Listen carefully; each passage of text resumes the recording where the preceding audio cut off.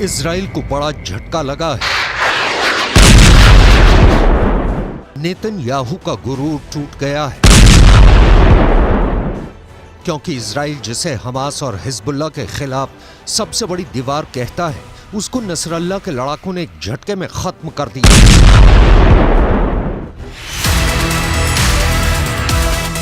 Hezbollah का दावा है कि उसने इजराइल के आयरन डोम को एक झटके में फोड़ दिया है।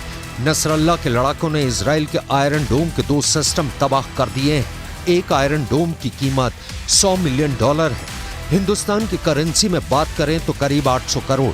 मतलब हिजबुल्लाह ने एक झटके में इजराइल के 1600 करोड़ रुपए तबाह कर दिए।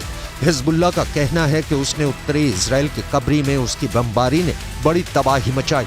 यहीं पर आयरन डोम सिस्टम तैनात था।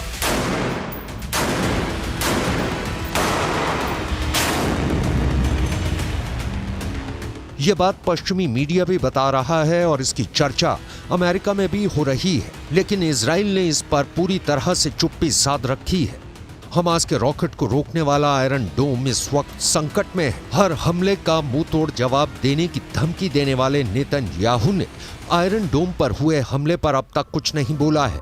हालांकि ये तो तय है कि इस हमले ने इजराइल की टेंशन बढ़ा दी है, क्योंकि यही वो सुरक्षा कवच है जिसके बलबूते इजराइल अपने लोगों की हिफाजत करता है।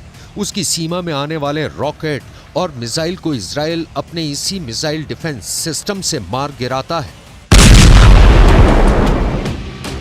7 अक्टूबर को भी जब हमास ने करीब 5000 रॉकेट से हमला किया तो आयरन डोम ने बड़ी तादाद में रॉकेट मार गिराए थे। हिजबुल्लाह जानता है कि रॉकेट इजराइल पर बेअसर साबित होते हैं, इसलिए अब उसने एंटी टैंक मिसाइलों का सहारा लिया है।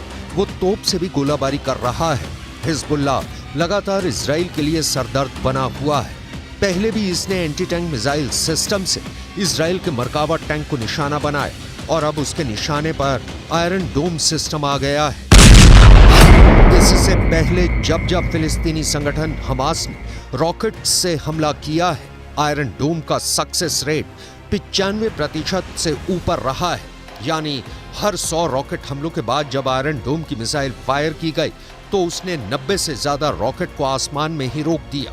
इसी वजह से इस एयर डिफेंस सिस्टम को लेकर दुनिया में मांग बढ़ने लगी। ये ज़ेलेंस्की की डिमांड लिस्ट में भी आ गया।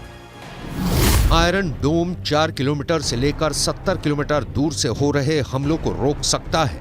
ये मिसाइल को भी रोक सकता है, ये रॉकेट के हमले भी रोक सकता है और तोप के गोलों को भी रोक सकता है। इजराइल की ये हालत देखकर कह सकते हैं कि इन हमलों को रोकने के लिए आयरन डोम फेल साबित हुआ है और इस्तेमाल करने पर बहुत महंगा भी साबित होता है, क्योंकि 1 लाख रुपए की कीमत वाले रॉकेट या तोप के गोले को रोकने के लिए इससे 2 मिसाइल फायर की जाती है, जिनकी कीमत रेंज के हिसाब से 70 लाख से 1 करोड़ रुपए हो सकती है। यानी एक रॉकेट जिसकी कीमत 1 लाख रुपए भी नहीं, उसको रोकने के लिए इस हथियार की इतनी बड़ी कीमत हैरान करती है।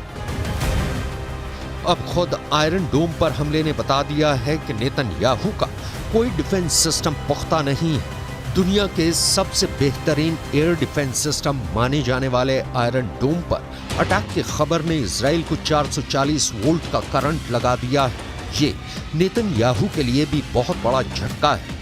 लेकिन सवाल है कि अब नेतन्याहू इन हमलों का जवाब कैसे देंगे।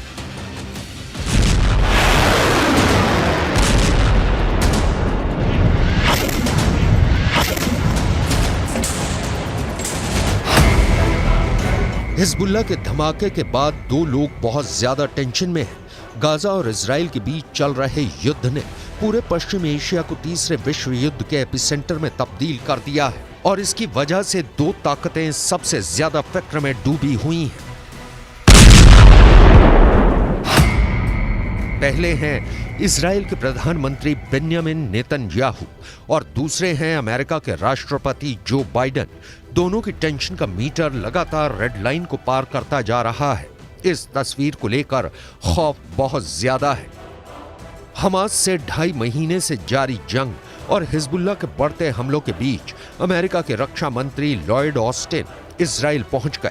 यहां उन्होंने एक बार फिर दोहराया कि इस जंग में अमेरिका इजराइल के साथ है। हालांकि उन्होंने इस पर कुछ भी नहीं कहा कि अगर हिजबुल्लाह की तरफ से हमले तेज हुए तब भी वो इजराइल का साथ देंगे। Palestinian civilians in Gaza is both a moral duty and a strategic imperative. So we will continue to stand up for Israel's bedrock right to defend itself. And we will also continue to urge the protection of civilians during conflict and to increase the flow of humanitarian aid into Gaza.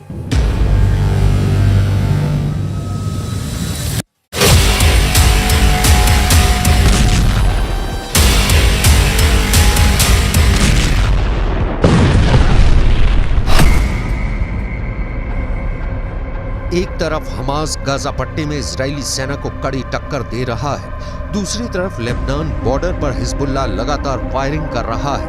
ऐसे में सवाल है कि Israel के लिए अगला खतरा कौन सा आने वाला है। ये बात नेतन्याहू अच्छी तरह से जानते हैं कि इस जंग में अमेरिका से भले ही उसको मदद मिल जाए, लेकिन युद्ध तो उसे खुद लड़ना होगा। मोर्चे पर उसके ही सैनिकों को तैनात होना होगा। इसलिए हिजबुल्लाह की तरफ से हमले तेज होने के बाद नेतन्याहू ने अपना वॉर ट्रायंगल तैयार कर लिया है। नेतन्याहू के वॉर ट्रायंगल में सबसे बड़ा कोना गाजा में हमास का पूरी तरह खात्मा है।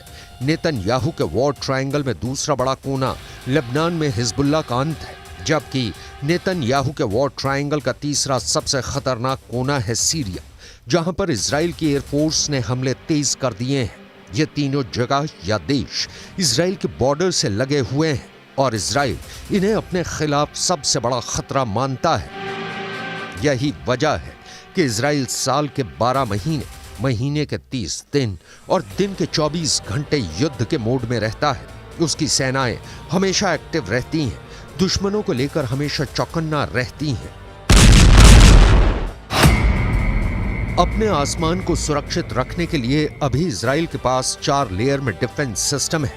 पहला है आयरन डोम, जो रॉकेट और विमानों को 70 किलोमीटर के दायरे में रोक सकता है। मिड सेगमेंट में दूसरा है डेविड स्लिंग सिस्टम, जो 250 किलोमीटर की रेंज तक मिसाइल या विमान का दुश्मन बन जाता है।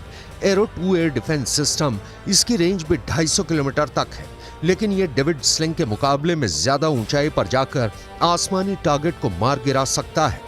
और चौथा है एरो 3, जो 2.5 किलोमीटर से भी आगे के टारगेट को खत्म करता है। और अब यही एयर डिफेंस सिस्टम इजराइल का बैलिस्टिक मिसाइल को मार गिराने वाली गारंटी बन चुका है।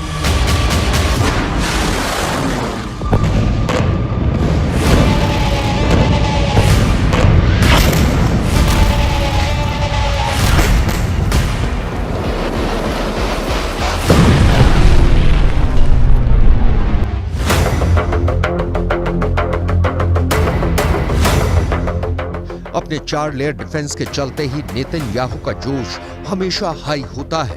वो अपने दुश्मनों को जवाबी अंजाम भुगतने की धमकी देते हैं। गाजा में भी यही हुआ। 7 अक्टूबर को अटैक के बाद से गाजा पर इजराइल का हमला जारी है। युद्ध का अंत कब होगा ये फिलहाल कोई नहीं जानता, लेकिन जैसे जैसे युद्ध लंबा खिंचता जाएगा, मौत के आंकड़े भी बढ़ते जाएंगे, बर्बादी भी बढ़ती जाएगी।